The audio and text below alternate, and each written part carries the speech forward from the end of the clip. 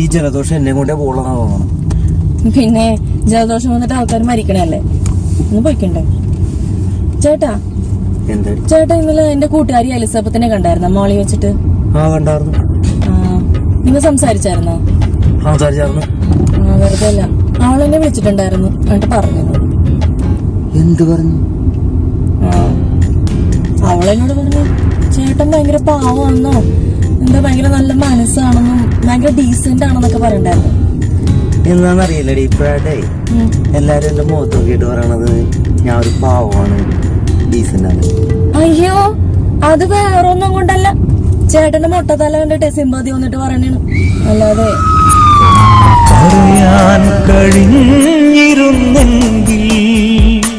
ചേട്ടാ. എന്താടി ചേട്ടാ, നമ്മുടെ ജീനനെ കിട്ടാൻ പോണത് ചേട്ടന്റെ കൂട്ടുകാരൻ ഷിബു അല്ലേ? ചേട്ടക്ക് ജീനന്റെ സ്വഭാവം അറിയാലോ. പിന്നെ അറിയാൻ പാടില്ല.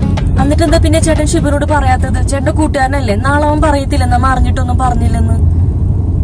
അയ്യോ, നിന്നെ ഞാൻ കെട്ടാൻ പോയപ്പോ ആരും എന്നോടൊന്നും പറഞ്ഞില്ലല്ലോ, ഞാനൊന്നും പറയാൻ പോണു.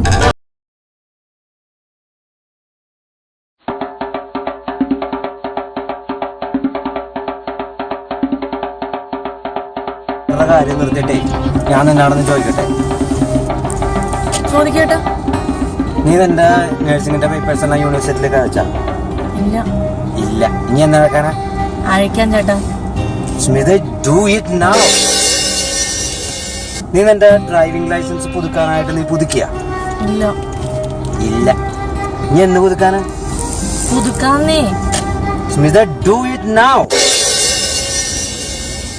നീ ഡാൻസ് സ്കൂളാ എന്തോ തുടങ്ങാൻ പോണെന്ന് പറഞ്ഞിട്ട് തുടങ്ങിയാ? ഇല്ല. ഇല്ല. നീ എന്ന് തുടങ്ങാനാ?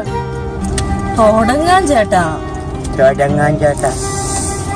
Do it now. ചേട്ടാ, ചേട്ടാ. എന്താ ചേട്ടാ, നമ്മുടെ വണ്ടി ഇടിച്ചു ചേട്ടാ. ചേട്ടാ, നമ്മുടെ കാറിന്റെ ബ്രേക്ക് ശരിയാക്കാൻ പറഞ്ഞിട്ട് ശരിയാക്കിയായിരുന്നോ? ഇല്ല. എപ്പ ശരിയാക്കാനാണ്? അത് പിന്നെ ശരിയാക്കാൻ. ചേട്ടാ, ഡു ഇറ്റ് നൗ. വേറെ ഒന്നും നോ, ഡു ഇറ്റ് നൗ.